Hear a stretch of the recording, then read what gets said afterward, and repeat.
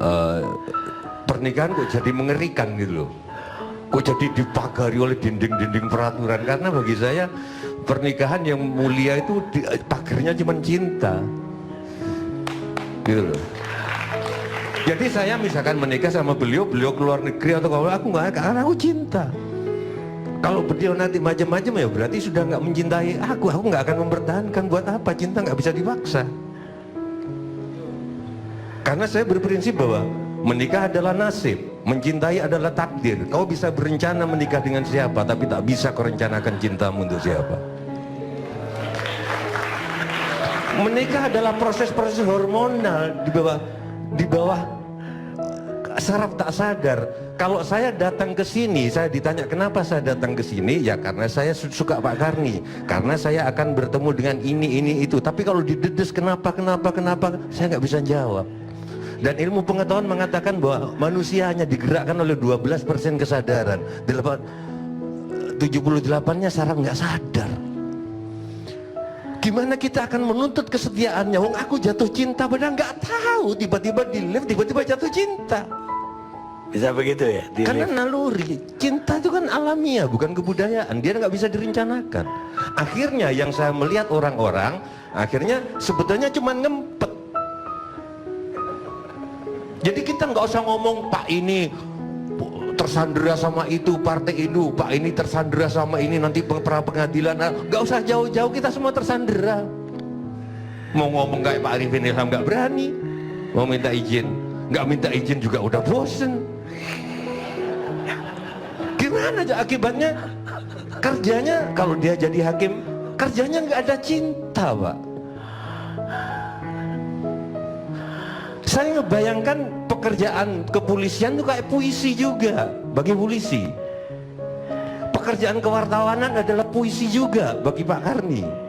Jadi mengerjakannya dengan cinta, dan itu kalau lagi dengan pasangan lagi.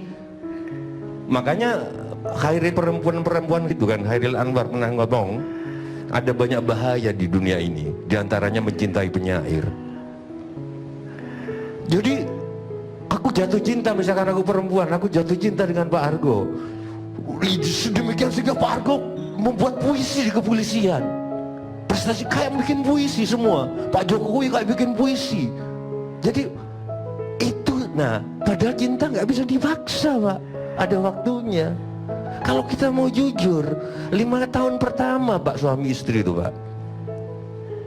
5 tahun berikutnya ini jujur-jujuran, sorry. 5 tahun kedua udah kayak temen. 5 tahun berikutnya kalau nggak kayak bapaknya atau kayak ibunya udah. Gimana coba, Pak? Sementara peraturan gimana gitu kok banyak banget. Rahwana itu membangun Alengka karena cinta, Pak. Dia ditolak terus sama Dewi Cinta nih, karena ditolak terus dia bangun Alengka. Saya menagih pemimpin negeri ini, kenapa kok karena mungkin kekurangan cinta. Jadi flat kebangsaan ini. Tapi saya tetap menyanjung pernikahan karena menurut saya ini guyon aja. Menteri Dikti kedudukannya tidak lebih rendah dari Menteri Agama. Menteri Agama lebih tinggi. Karena ijazah itu nggak bisa dipakai untuk jaminan utang, Pak, tapi buku nikah bisa, Pak. Jadi itu saja. Jadi itu saja, Pak.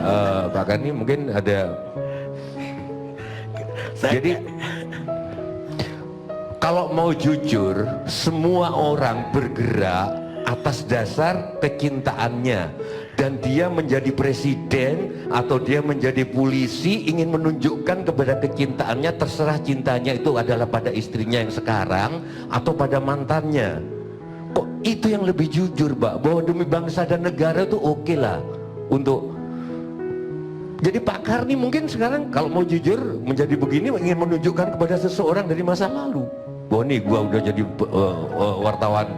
Siapa tahu kenapa kita kalah sama supir truk. Supir truk lebih jujur, kalau dia ditolak ditulis ku tunggu jandamu, truknya tuh lewat terus di depan rumahnya, Pak. Kita kan enggak, kita bekerja demi negara. Enggak, saya termasuk orang yang membentuk Soekarno nasionalisme Soekarno, bukan Cokroaminoto. Pembentuk nasionalisme Soekarno adalah orang Belanda yang mengusir karena dia pacaran sama orang di Belanda dan dikatakan anjing. Sejak itu nasionalisme Soekarno bangkit. Cinta, Pak. Dasar ya. Ya jadi ya Cokro nanti yang moles-moles yang Soekarno jadi wah anten ono ya. Aku proklamasikan Indonesia ini. Ini jangan-jangan, ini bukan ini jangan-jangan. Ketika proklamasi gitu, sebenarnya dia lagi mengingat, ingat di tepi sungai di Surabaya, ketika aku dikatakan anjing, gagah jadi hidup, Pak. Cuman saya nggak banyak keberanian untuk minta izin kayak Pak Arifin Ilham itu, gimana ilmunya gitu.